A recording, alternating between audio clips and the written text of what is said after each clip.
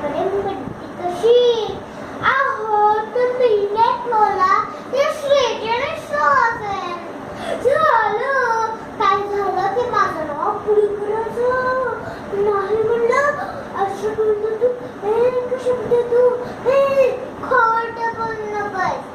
खरं नाव लहानच खोट करतो या मोठ्या नावाला तर आम्ही होतच